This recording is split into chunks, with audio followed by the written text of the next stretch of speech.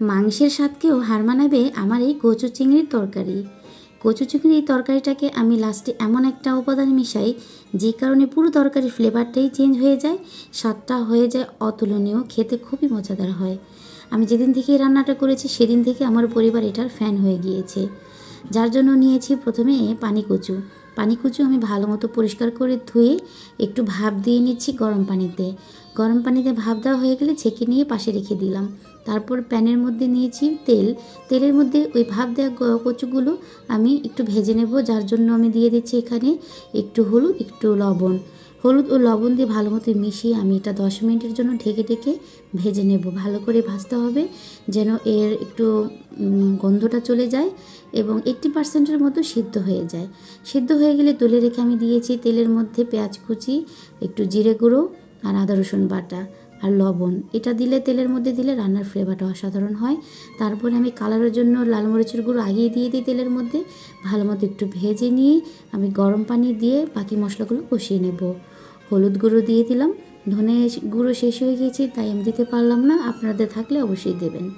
তারপর মশলাটা আমি ভালো মতো কষিয়ে নিলাম। এর মধ্যে আমি দিয়ে দিলাম আমার চিংড়িগুলো দিয়ে একটু ভালো মতো কষিয়ে নেব।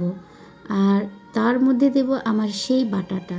এটা তো আমি আগেই বলেছি আমি চিংড়ি বাটা দিই, চিংড়ির মাথা ও লেজ বাটা। এটা দিলে তরকারির স্বাদটা যে বহুগুণ বেড়ে যায় সেটা তো আপনারা অবশ্যই জানেন। এই তো আমি রান্না করেছিলাম দুপুরবেলা, সেটা মনে হচ্ছে যেন রাত হয়ে গিয়েছে, এত ঝড় তুফান বাইরে নেমেছিল, একদম অন্ধকার করে ফেলেছে। পরে আমার লাইট দিয়ে রান্না করতে হয়েছে।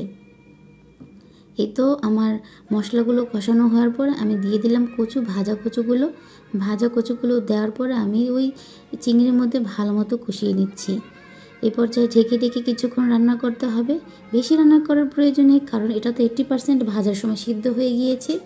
কালারটা কি আসছে, অসাধারণ কালার আর খেতে এতটা মজা। আপনারা আমার প্রতিটি টিপস ফলো করে এই রান্নাটা অবশ্যই একবার রান্না করে দেখবেন এবং অপেক্ষায় থাকুন শেষে আমি কোনটা মেশাই, যে যার কারণে এই তরকারির স্বাদ বহুগুণে বেড়ে যায়। এই তো বলক চলে এসেছে, এখনই আমি মেশাবো। এই তো আমার সেই ম্যাগি স্বাদে ম্যাজিকটা মেশালে তরকারির স্বাদটা বহুগুণে বেড়ে যায়। হাত চেটেপুটে খাবেন, এতটাই মজা হয়। আপনারা কিন্তু অবশ্যই এই ম্যাজিকটা মেশাবেন। কচু তরকারি বলতে যে কোনো কচু তরকারিতে আমি দেখেছি, কচুর মুগি হোক, কচু হোক, গাঁটি হোক, মানে যে কোনো কচু জাতীয় তরকারিতে এই স্বাদে ম্যাজিকটা আমি দিয়ে দেখেছি, এতটাই মজা হয় যে কি বলবো। অন্য কোনো তরকারিতে মানে অতটা বেশি মজা লাগে না, এটা মেশানোর পর যে স্বাদটা বেড়ে যায়। এই তো আমার রান্নাটা কমপ্লিট হয়ে গেছে কিছুটা কাঁচামরিচ দেওয়ার পরে। উফ, কী যে মজা! আপনারা অবশ্যই ট্রাই করবেন। ধন্যবাদ সবাইকে।